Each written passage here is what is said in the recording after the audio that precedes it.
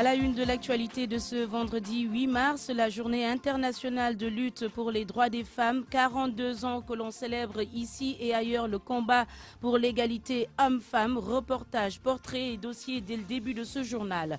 Rumeur sur la mort de César Atoute Badiate. Le chef rebelle serait toujours en vie, mais son état de santé s'est considérablement dégradé.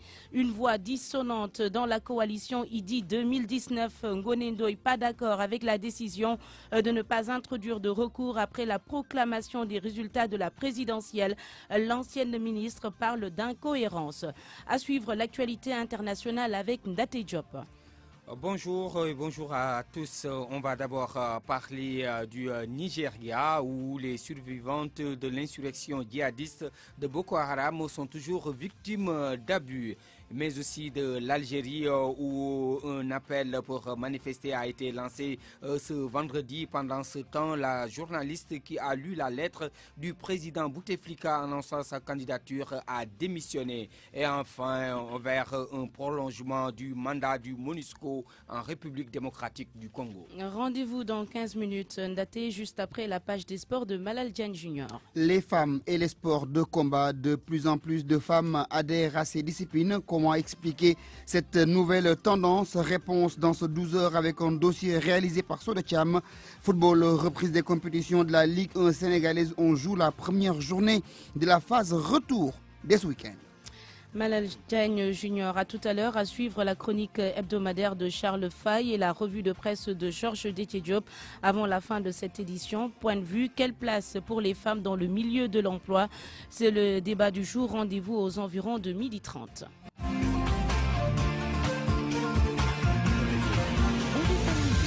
Anna Rocha. Bonjour à tous. D'abord sur la mort supposée de César Atoute Badiate, notre correspondant à Ziguinchor informe que le chef rebelle est hospitalisé depuis quelques semaines dans un centre de soins en Guinée-Bissau. Son état de santé s'est considérablement dégradé ces derniers jours. Il serait même dans le coma selon des sources proches de sa famille, mais pas encore de confirmation sur son décès. Midi 3. RFM. L'info, c'est ici. L'info, c'est ici. Droit de vote, droit au travail, moins de discrimination, c'est entre autres raisons qui ont motivé le combat des féministes à travers le monde. 42 ans après l'institutionnalisation de la journée des droits des femmes, des avancées sont notées, mais le combat est loin d'être terminé. Sur le plan économique, les femmes s'affirment de plus en plus. Des mécanismes d'accompagnement existent également. Depuis sa création, par exemple, en 2008, le Fonds d'appui à l'investissement des Sénégalais de l'extérieur a financé plus de 4000 femmes, environ 7 milliards de financement en 11 ans, mais la demande reste encore très forte. Un dossier avec Salimata Aou. Créé en 2008, le Fonds à l'investissement des Sénégalais de l'extérieur fait son bonhomme de chemin. Il existe deux fonds, un pour les Sénégalais de l'extérieur et un autre dédié exclusivement aux femmes de la diaspora. Nata Sambombake, l'administratrice. Depuis 2013, nous en sommes au 33e pays et nous avons financé à peu près 7 milliards dans les pays, avec plus de 4200 femmes aujourd'hui financées. En Afrique, plus précisément, dans beaucoup de pays, plus de 15 pays en Afrique, en Asie et en Europe. De 2008 à 2012, le FES ne finançait que des projets implantés au Sénégal, ce qui représentait 70% des demandes. Et si on regarde les demandes, les projets au Sénégal, c'est 70% des demandes qui vont vers les hommes, quelle que soit la discrimination que l'on voit depuis 2012 avec le financement des femmes. Pour les projets du Sénégal, avec un montant beaucoup plus considérable de 5 à 15 millions, on finance beaucoup plus les hommes que les femmes parce que c'est des secteurs tertiaires comme l'agriculture, l'élevage, etc. Et les femmes en général ne sont pas dans ce secteur-là. Garantir un travail à toutes les femmes, chose impossible, d'où la nécessité de créer des projets pour faciliter l'accès, renchérit Nata Samb. Oui, c'est un problème, c'est-à-dire que nous ne pouvons pas donner du travail. Aucun État ne peut prétendre à avoir un travail pour chaque citoyen. Que les Sénégalais qui sont rentrés ont de l'expérience en général, qu'ils ont acquis à l'extérieur. Les Sénégalais qui sont rentrés en général travaillent dans des industries peut-être qui existent ou qui n'existaient pas au Sénégal. Donc si ils rentrent, hommes ou femmes, s'ils rentrent au Sénégal, ils peuvent créer des choses avec leurs compétences, c'est-à-dire ouvrir une entreprise, dans l'élevage, etc. Nous ne disons à personne de rentrer, mais au moins les aider à se réinsérer dans le tissu social sénégalais. Le FAISE a vu son budget passer de 340 millions à 3,5 milliards. Malgré tout, la demande reste trop forte, ce qui pousse l'administratrice à réfléchir à d'autres pistes pour des sources diverses de financement. Et c'est un constat, l'entrepreneuriat féminin gagne de plus en plus de terrain à Dakar. Plusieurs domaines d'activité jadis réservés aux hommes sont maintenant investis par les femmes. Le portrait croisé de deux femmes qui ont choisi de suivre leur passion, Yacine Diong qui s'active dans le secteur de la boucherie et Fabissa Legaï, scientifique de formation mais qui a décidé de laisser libre cours à sa passion, la décoration. Nafissa Toussila retrace pour nous leur parcours. Depuis plusieurs décennies, les femmes s'impliquent dans beaucoup de créneaux économiques, une insertion qu'elles ont toutes seules entreprise et souvent sans aucune formation préalable. Mais ce n'est pas le cas de Yacine Diong, rentrée de Paris il y a peu et qui s'est investie dans la boucherie après une formation en France. Maintenant, ce n'est plus un métier d'homme, il y a plus de facilité, c'est une formation à faire pour savoir les techniques de découpe. Et aussi, on s'est adapté à innover, à travailler avec des machines. C'est un métier que tout le monde peut faire. Un domaine pourtant réservé aux hommes, mais Yacine s'y plaît bien. Les femmes se feraient un chemin jusqu'à présent qui est dominé par les hommes. Mais avec un pourcentage faible, malgré l'émancipation, on voit des femmes avec des métiers qui étaient destinés aux hommes et que les femmes font maintenant. Ça, c'est à encourager. Plus aucune femme ne veut rester les bras croisés. Tout le monde cherche à faire quelque chose, soit pour arrondir les fins du mois ou par passion. Et Fatou Bintou Sall se retrouve dans ces deux situations alors qu'elle est géographe, environnementaliste et géomaticienne. Je fais tout ça pour le confort intérieur et tout. Je m'y retrouve. En fait, c'est pas ma formation initiale. Compléter un peu le salaire qui n'est pas, voilà, avec les besoins et tout. Sauf qu'il y a des promotionnaires qui ça dérange. Ils disent que voilà, elle a fait des études en France. Elle revient faire des choses comme ça. Pourquoi ne pas s'inscrire dans des cabinets et faire des études et tout. C'est ce qui me plaît. Fatou Bintou est passionnée de décoration, mais l'esprit d'entreprendre, elle l'a depuis l'université. On était chargés d'écouler avec mes promotionnaires à l'époque les produits de la ferme. On était 16 filles et on avait constitué un projet qui s'appelait Profa. On faisait de l'élevage de volailles, les poulets de chair là. À l'époque, c'était le professeur Marie Tounian qui nous avait financé. C'était en 2008-2009 et c'est nous qui fournissions à l'époque l'université en poulet. Au XXIe siècle, les femmes ont la volonté manifeste de diriger leur propre destin et trouver le bout du tunnel. Seulement, le chemin est long et souvent périlleux et n'eût été leur abnégation, elles ne s'en sortiraient pas. Midi 8 à Thiès où vous nous écoutez sur la 102.5. Les femmes là-bas réclament un marché aux poissons. Les vendeuses du marché central rencontrent énormément de difficultés en dehors du manque d'hygiène déploré sur les lieux.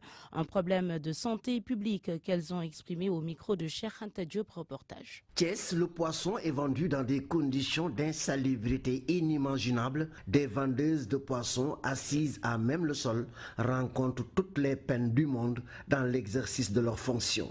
Khadignang. marché au poisson soxla nañ ko trop parce que amuñu ko dañuy indi suñu jën yi fi ñu teg ñu dàq ñu wala ñu jël ko yóbbu da ngay mujj fay pour jot say jën mën koo jaay. Vous avez vu vous-même, nos lieux de travail sont sales tout le temps. Nous sommes chassés par les services municipaux. loolu dafa métti non set am doo am foo lal. Le coordonnateur national des mareyeurs du Sénégal, Modou Gueye, est du même avis que ses commerçantes. Parce que finalement il y a problème.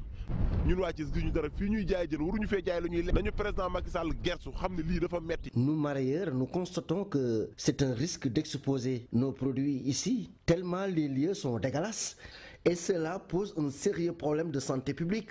Ñun mareyeurs Sénégal ñu ci ay jafé jafé yu metti te mënu ñoo am sax fu ñu taxawal sunu auto yi garé ko fo taxaw ñu sabola confisquer sunu auto yi ci douane bi. Pire encore, tous les véhicules des mareyeurs sont aux arrêts. Certains sont même confisqués par la douane. Depuis plus d'une décennie, les vendeuses de poissons et mareyeurs de Thiès courent derrière les autorités pour l'érection d'un marché aux poissons digne de son nom. Mais le projet tarde à se réaliser. RFM Thiès, Cheikh Anta Diop. Le 8 mars, à l'hôpital général de Grand Yoff, exceptionnellement, le bloc opératoire est occupé par des femmes. Les chirurgiens demandent plus de moyens techniques et du matériel de dernière génération pour travailler convenablement. Un reportage d'Aombaï sur place.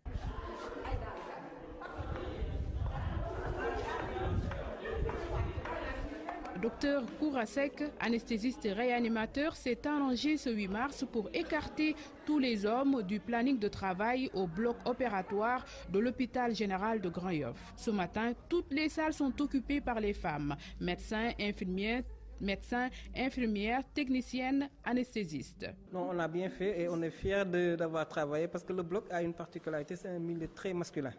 Donc aujourd'hui, on a tenu à marquer le coup, pris des spécialités où il y avait des femmes. Donc en salle 1, nous avons installé la neurochirurgie, c'est le professeur Maguette Gaïsakho qui opère. En salle 2, c'est l'ORL, c'est le docteur Mamsanou qui opère. En salle 3, c'est la chirurgie générale qui opère. Et en salle 4, il y a la neurologie qui est installée et c'est le docteur Madina Ndoye. Et la particularité aujourd'hui, c'est sur toutes les interventions, on a opéré en majorité que des hommes. Et nous sommes encore beaucoup plus fiers de nous aujourd'hui. Justement, à la salle 4, docteur Madina Ndoye, chirurgienne urologue avec son équipe, se concentre sur son malade, un sujet de 60 ans qui a une tumeur de la prostate. Elle opère sans stress.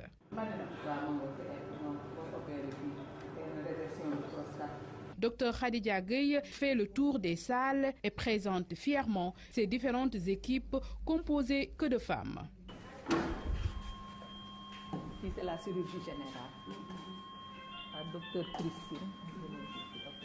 Le principal problème au bloc opératoire, c'est le manque de matériel, selon le docteur Khadija Gueye. Cri de cœur, aussi bien en chirurgie qu'en anesthésie. En anesthésie aussi, tout le matériel est devenu obsolète.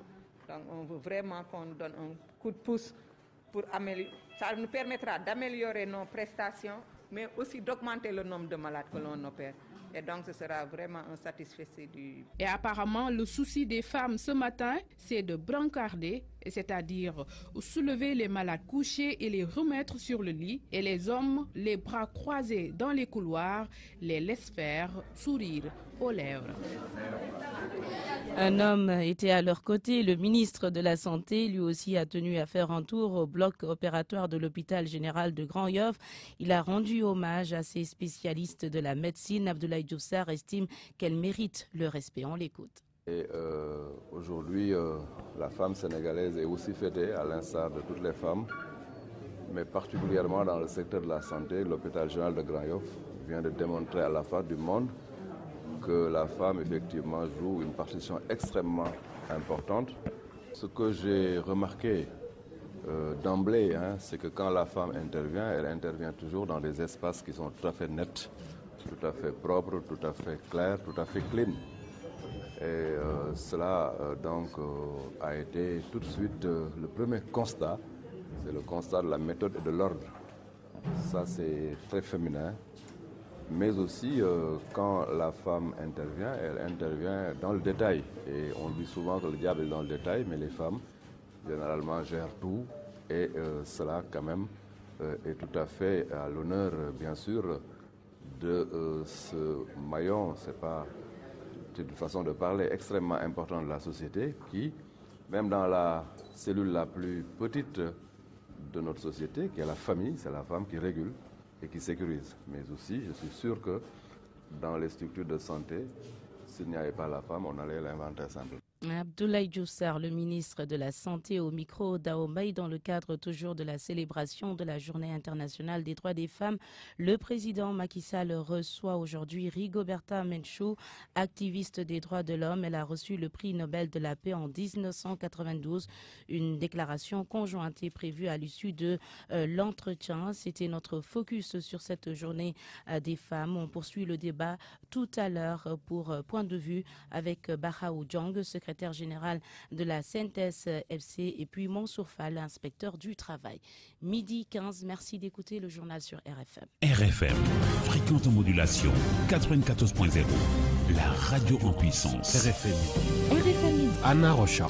Un mot de politique, la décision des candidats de l'opposition de ne pas introduire de recours pas du goût de Ngoné Ndoye, pourtant membre de la coalition IDI 2019. L'ancienne ministre parle d'incohérence dans la démarche des adversaires de Macky Sall. Ngoné Ndoye était l'invité d'RFM Matin. Les résultats sont là. L'on dit que le président de la République sortant a fini par rester en gagnant par 58% et que l'opposition par 42%. 42%, c'est beaucoup. Ça veut dire que le chef de l'État devra en tenir compte. Je n'ai pas de problème par rapport à ces résultats, sinon que si l'on dit que nous ne sommes pas d'accord avec des résultats, on doit aller jusqu'au bout et faire un recours. Et je n'ai pas compris que nous n'ayons pas fait de recours. Surtout le candidat Idrissa Seck qui, lui, devait normalement compétir avec le candidat Sall. Si je dois compétir avec le candidat Sall, je prends mes responsabilités, je mets des recours et je suis les recours pour voir ce que ça donne. C'est vrai que d'aucuns disent qu'il n'y a pas de chance à vouloir faire des recours alors qu'on sait que ceux qui doivent juger ne jugeront qu'en faveur du chef de l'État. Mais même s'ils doivent le faire, moi je pointe du doigt ce fait et je dis je fais quand même un retour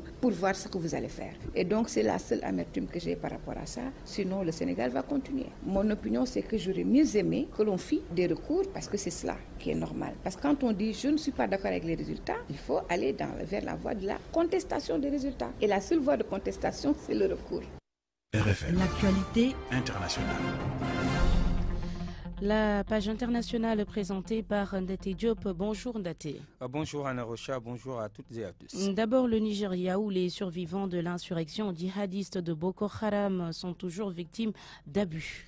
Elles sont des milliers et elles continuent encore, d'après Amnesty International, de subir les affres du conflit armé imposé par Boko Haram. Les détails avec Sodokiam. Beaucoup de ces victimes du conflit confinés dans des camps de déplacés gardés par l'armée ont toujours de grandes difficultés à trouver de la nourriture et à accéder aux produits de première nécessité, affirme l'ONG de défense des droits de l'homme à l'occasion de la journée de la femme. Le directeur d'Amnesty International Nigeria affirme, je cite, « Nous savons depuis longtemps que les femmes sont obligées par les membres des forces de sécurité d'échanger des faveurs sexuelles contre de la nourriture et autres moyens de subsistance simplement pour survivre et nourrir leurs enfants. » Fin de citation. Selon l'ONG, les restrictions de mouvement et le manque d'assistance augmentent les risques d'exploitation sexuelle par les forces de sécurité présentes dans et autour des camps. Amnesty International avait publié en mai 2018 un rapport accablant sur la situation dans les camps de déplacés, accusant l'armée et les milices d'autodéfense engagées à ses côtés d'avoir séparé les femmes de leurs époux et de les avoir enfermées dans des camps annexes, isolés pour les violer. Le rapport s'appuie sur plus de 250 entretiens dans 7 villes de l'état du Borno, le plus touché par l'insurrection. Plusieurs femmes et jeunes filles avaient par exemple confié avoir été violées fin 2015 et début 2016 dans le camp hôpital de Bama, où des conditions proches de la famine sévissent. Le conflit avec Boko Haram a provoqué une grave crise humanitaire dans le nord-est du pays, avec 1,8 million de déplacés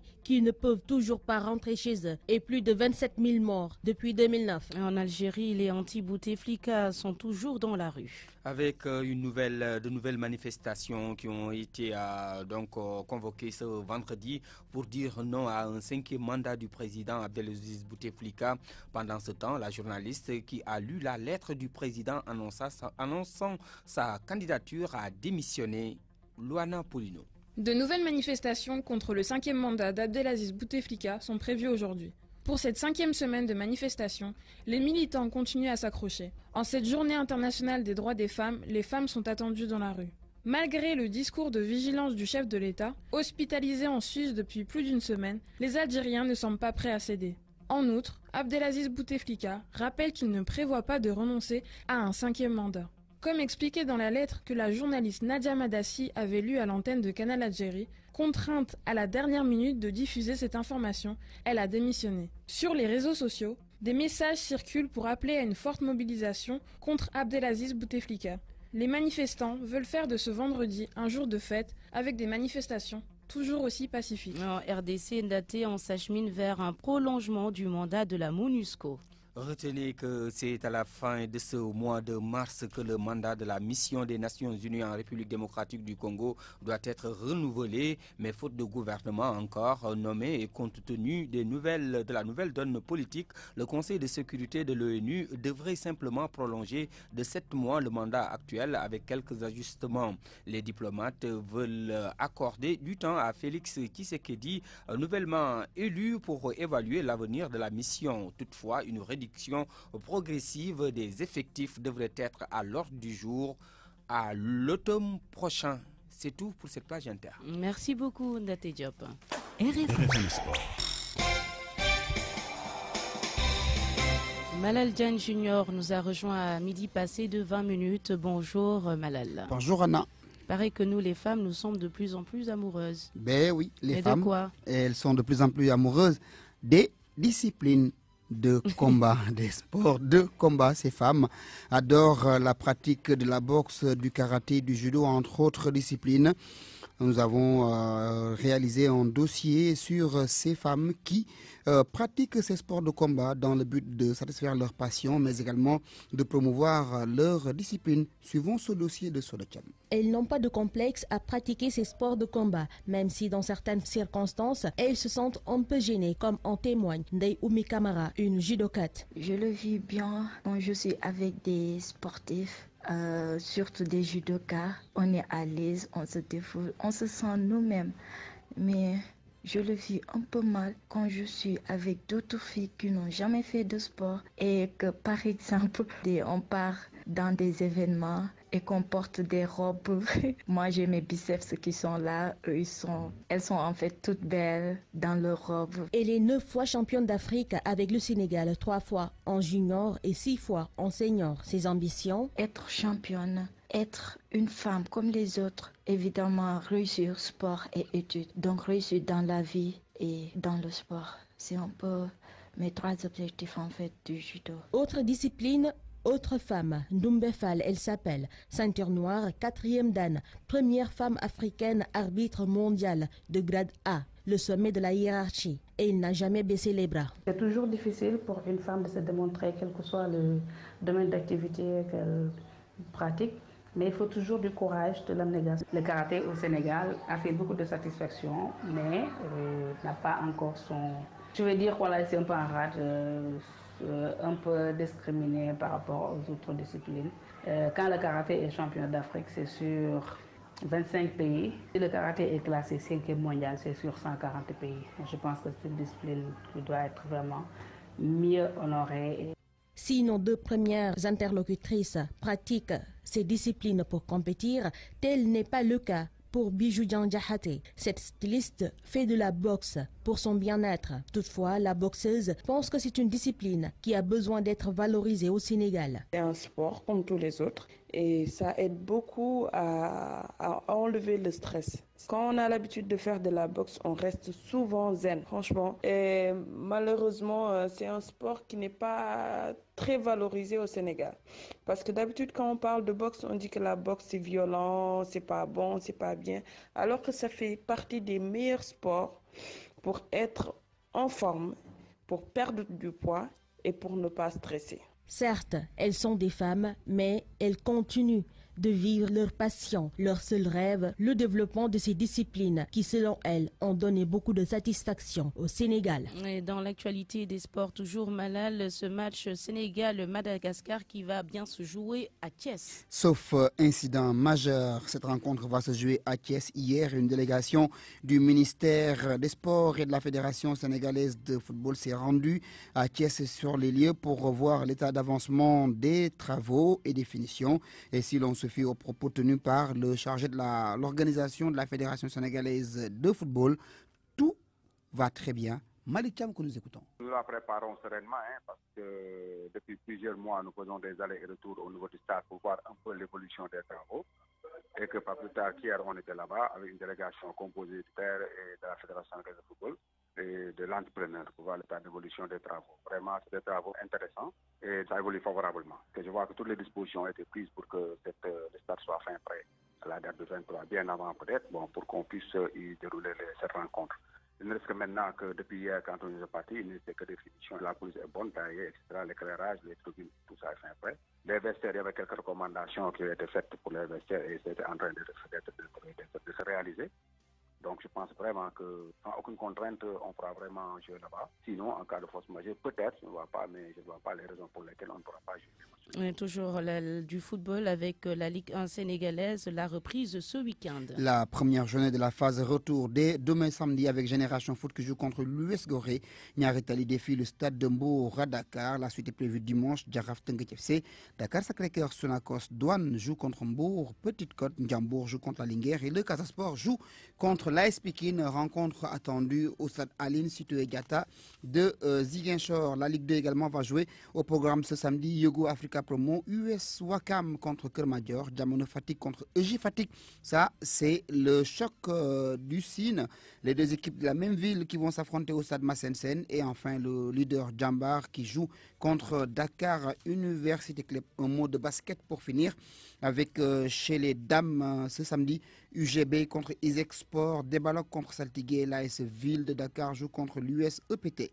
Et chez les hommes également, à noter 2 matchs ce samedi.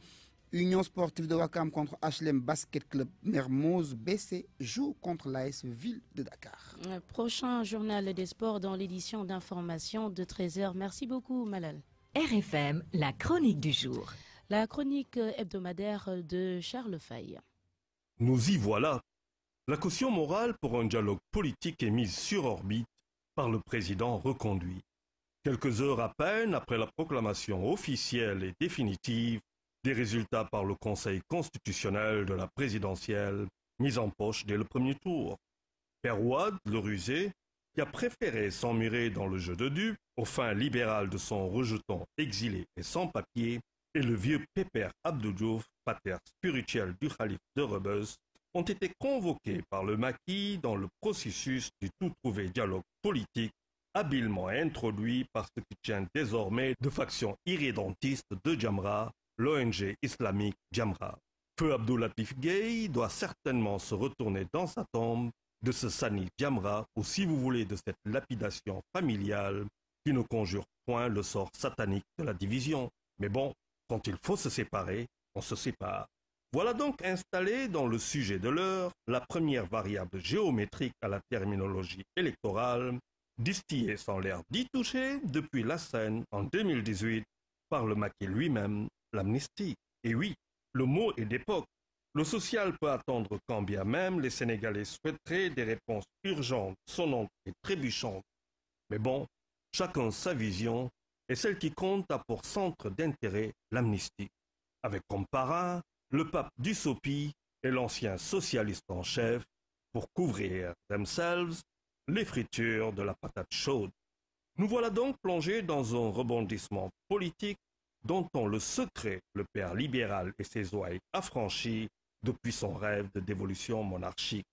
Cela se passe dans ce Sénégal quasiment indifférent à la fausse surchauffe politique et sorti indemne le plus naturellement du monde d'une présidentielle que beaucoup redoutaient carabinée, sans rien savoir d'ailleurs des Sénégalais qui savent comment s'y prendre quand il s'agit de dégager ou garder un président.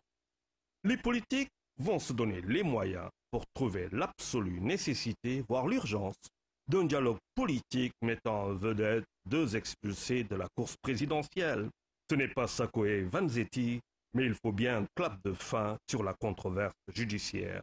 Du coup, c'est tant pis et donc bye-bye au sec Idrissa et Oust le man Sonko, priés de revoir leurs copies incomplètes et redoubler de résilience pour les prochaines échéances.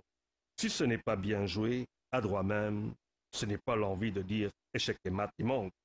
Ainsi va la politique chez nous, un jeu sécateur où chacun taille la voix du voisin aussitôt qu'elle pousse.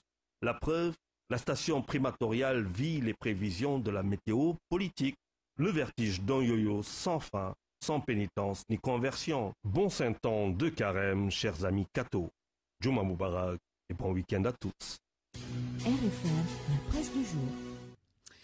La revue de presse de Georges Déthié Diop. Ça tombe à l'eau. Le quotidien informe ainsi de l'annulation de l'attribution provisoire du contrat de concession de l'eau au Sénégal à la compagnie française Suez.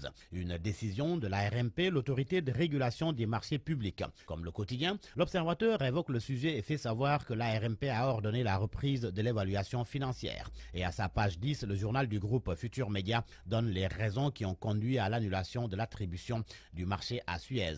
Entre autres motifs, selon le journal Le Quotidien, le régulateur précise qu'il a a constaté que l'autorité contractante a apprécié le caractère substantiel des non-conformités par un mode de calcul qui consiste à estimer l'incidence sur le prix exploitant de l'eau. Ce mode de calcul adopté, non prévu dans le dossier d'appel d'offres, a permis de conclure que les offres de Suez et Veolia sont conformes et de rejeter celles de SDE. La RMP conclut que l'application d'un mode de calcul non prévu dans le dossier d'appel d'offres durant l'évaluation n'est pas justifiée. L'observateur en déduit que le combat est perdu pour Suez et le ministère de l'Hydraulique et de l'Assainissement. L'observateur, comme la plupart des journaux, est à l'heure de la journée internationale des femmes. 6 pages consacrées à la journée du 8 mars.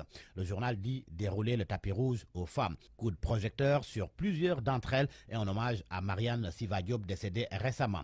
Des femmes données en exemple, celles que le journal appelle les sentinelles de la démocratie, comme Diali Badiane, membre fondatrice de Sénégal Vote, une meneuse d'hommes, Fatou Diagne Senghor, directrice régionale, article 19 Sénégal, Afrique de l'Ouest, la force tranquille. Dans l'Observateur, 2 candidats recalés à la présidentielle comptent leur déception. Tout le contraire de ces femmes que mon confrère appelle faiseuses de président. Dans le lot de ces porte-bonheur de candidats, Aminata Touré, directrice de cabinet de Macky Sall en 2012 et 2019 et de Landing Savané en 1993. Et comme l'on parle de campagne, des femmes journalistes racontent leur expérience. À Ombaye de RFM, Adi Moussa Diop de Source A, Madigen Sam de la CEP TV et Awafay de Sénéweb confient être sortis de la campagne électorale avec des expériences fortes, des anecdotes croustillantes. La journée du 8 mars, vue par les Échos, le journal s'intéresse au rapport 2019 de l'ANSD sur l'emploi, la rémunération et les heures de travail. Constat du journal, il y a de larges disparités salariales entre hommes et femmes. Selon le rapport, un cadre homme gagne annuellement en moyenne 11 200 000 francs CFA contre 8 367 429 pour une femme cadre supérieure. Pour les techniciens supérieurs et cadres moyens, les hommes perçoivent en moyenne 684 493 francs CFA contre 569 559 pour les femmes. Les Échos rapportent qu'aussi bien dans les grandes, les moyennes et les petites entreprises, les hommes travaillent plus que les femmes. Celles de la coalition Madické 2019 ont rencontré hier leur candidat à la présidentielle du 24 février dernier. C'était lors d'une conférence dont Vox Populi rend compte. À l'occasion, Madické Niang a annoncé qu'il comptait poursuivre son combat. Il a aussi dit qu'il a pardonné à tous ceux qui ont passé leur temps à le diaboliser et à le calomnier. À la une de Source A, il est question d'un péril humain des Chinois qui s'installent dans la région de Ziguinchor. Et pourtant, ils ont été chassés de Dakar en 2003 pour installation clandestine de machines à sous. Source A révèle que plus d'une centaine de machines à sous clandestines sont exploitées dans le plus grand secret à Abéné, Diana, Kafountine, Séléti et Djouloulou par des Chinois qui enjambent chaque semaine les frontières gambiennes, font leur caisse, remettent une commission de 15% aux gérants des 10 casinos avant de retourner au pays d'Adama Barrow. Selon mon confrère qui a voulu y voir plus clair, l'administration territoriale dégage en touche alors que la gendarmerie minimise le phénomène. Sport pour terminer, Sénégal-Madagascar du 23 mars prochain. Le journal Record informe que la Fédération sénégalaise de football et le ministère des Sports auraient validé le choix du stade Lat Dior de Thiès pour abriter le match. D'ailleurs, ajoute mon confrère, un comité régional de développement est prévu en début de semaine prochaine autour du gouverneur de Thiès pour mobiliser tous les services régionaux. À vos kiosques et bonne lecture. Midi 33 minutes, on y est. Point de vue, quelle place pour les femmes dans le milieu de l'emploi? Pour discuter, on a en ligne Madame Bahaw Jong. Bonjour Madame Jong. Bonjour madame. Secrétaire générale de la CNTS. Oui. Également en ligne Mansour Fall, inspecteur du travail. Bonjour Monsieur Fall. Bonjour, Madame Rocha. On va donner la parole à Madame Jong. Bahaw, comment expliquer qu'en 2019, le chômage affecte toujours plus les femmes que les hommes? Oui, bon, vous savez, il y a une différence que nous avons notée entre, surtout en milieu travail, par exemple dans certaines sociétés, ils recrutent plus les hommes que les femmes. C'est dû à quoi? C'est dû à quoi? On ne sait pas, parce que les femmes ont les mêmes diplômes, peuvent avoir les mêmes diplômes que les hommes, mais quand il faut choisir, ils choisissent les femmes. C'est une disparité que nous avons dénoncée en son temps et nous continuerons à dénoncer. Même en ce qui concerne les rémunérations, comme on m'en avait parlé, il y a vraiment une différence de rémunération entre hommes et femmes. Que nous continuerons à dénoncer. Parce que au-delà du fait de dénoncer en tant que syndicaliste, qu'est-ce que vous faites pour remédier à ça? Mais ce que nous faisons, c'est de dénoncer et d'informer quand même les femmes pour que la femme puisse prendre sa place au sein de la société. Il faut sensibiliser les femmes. Il faut sensibiliser aussi l'autorité, parce que quand même, c'est l'autorité, c'est le patron ou bien l'autorité qui recrute. Donc, il faut une forte sensibilisation pour qu'on puisse quand même donner plus de considération aux femmes. Mansour Fall, vous êtes en ligne avec nous, inspecteur du travail. Est-ce que vous recevez souvent des plaintes de femmes pour des abus ou pour des discriminations dans le cadre de leur travail? Merci Anna pour l'invitation. Par rapport à votre question, elle touche fondamentalement une problématique. C'est celle qui est relative effectivement à la discrimination. Donc la discrimination va renvoyer tout simplement à des différences ou à des inégalités de traitement fondées sur des critères prohibés par la loi. En l'occurrence ici, il s'agit effectivement d'une discrimination fondée sur le sexe. Et donc, avant même de réagir par rapport à des plaintes, il faudrait d'abord voir si, par exemple, on a mis en place au niveau de notre pays des outils pour prendre en charge cette préoccupation. Ça n'existe pas. Tout le monde en parle. Justement, je vais répondre à la question. Donc, les outils existent sur le plan législatif et sur le plan réglementaire. Déjà, avant même, c'est l'opinion internationale, c'est la communauté internationale qui a pris en charge en premier cette question. Parce que si vous prenez les instruments de l'OIT, effectivement, il y a des instruments de l'OIT qui interdisent de façon formelle la discrimination, sur quelque fondement que ce soit. Maintenant, ces instruments existants au niveau international ont trouvé une déclinaison au niveau de notre législation nationale. Je pense pratiquement à une disposition du Code du travail qui interdit effectivement la discrimination, quelle qu'elle soit, fondée sur le sexe, sur l'homme, sur l'âge, sur la race. Mais comme c'est la discrimination liée au sexe qui nous intéresse dans le cas d'espèce, ce qu'il faudrait dire, c'est qu'effectivement, le principe qui est décliné dans le Code du travail, c'est de dire, à condition de travail égale, de qualification égale, de rendement égal, la rémunération est la même pour tout le monde. Maintenant, il faudrait éviter aussi de focaliser le débat seulement sur la problématique de la rémunération.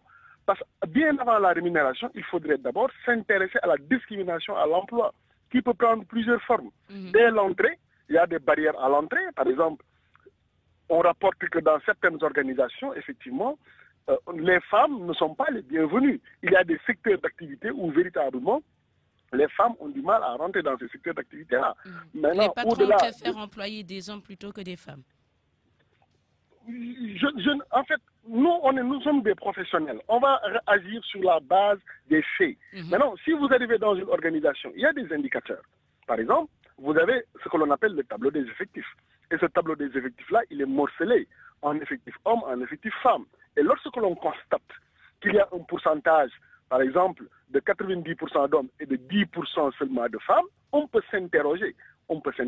Mais ça ne veut pas signifier pour autant qu'il y a discrimination. Mais quand même, ces genres de pratiques que l'on retrouve dans certaines organisations poussent à l'interrogation. L'autre aspect également, c'est la gestion, l'évolution de la carrière.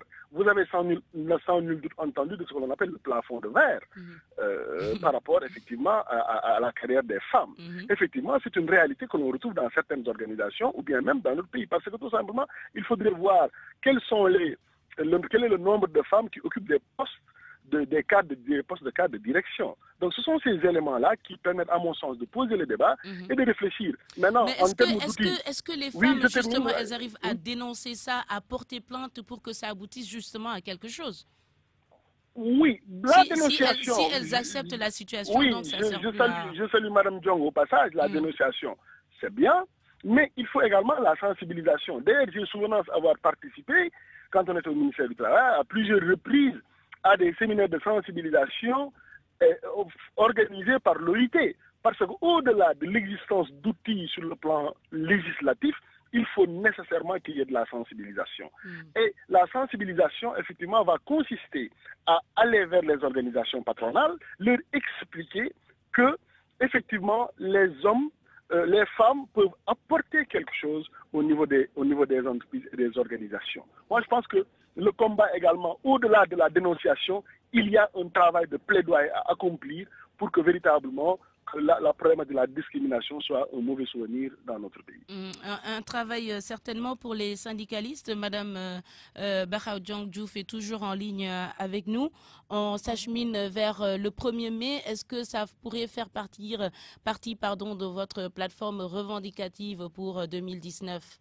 Oui, je salue au passage l'inspecteur. Je suis en phase avec ce qu'il vient de dire, parce qu'il faut une forte sensibilisation pour arriver à ce stade. Bon, il y a effectivement une discrimination entre hommes et femmes. Donc, je pense que, comme vous l'avez dit, nous l'avons toujours mis dans nos cahiers de doléances, parce que quand même, nous disons toujours à salaire égal, il faut qu'il y ait rémunération égale, quand même. Donc nous avons Est-ce que depuis tout ce temps, Madame Diouf, est-ce qu'il y a du changement? S'il vous plaît, nous avons nos revendications spécifiques aux femmes, mais depuis lors, on va continuer la sensibilisation. Nous continuerons la bataille. C'est une bataille que les femmes peuvent décrocher à l'avenir. Mais il faut continuer à dénoncer, il faut continuer à sensibiliser. Effectivement, comme l'a dit tantôt l'inspecteur, le patronat sensibiliser quand même l'État du Sénégal pour que la femme puisse retrouver quand même sa dignité. Merci. Merci beaucoup, Bakhaw Diong Diouf, secrétaire général de la CNTS-FC. Merci aussi à l'inspecteur Mansour Fall, inspecteur du travail. Donc, c'était tout pour Point de vue à midi passé de 42 minutes. Le rappel des titres. À la une ce vendredi, la journée internationale de lutte pour les droits des femmes. 42 ans que l'on célèbre ici et ailleurs le combat pour l'égalité hommes et femmes. Rumeur sur la mort de César Atoute Badiat. Le chef rebelle serait toujours en vie, mais son état de santé s'est considérablement dégradé. Il serait même dans le coma. Une voix dissonante dans la coalition IDI 2019. Ngoné Ndoye, pas d'accord avec la décision de ne pas introduire de recours après la proclamation des résultats de la présidentielle. L'ancienne ministre parle d'incohérence. Merci à Aliouba du côté de la mise en onde. Merci à Ndate Diop et à Georges Détié Diop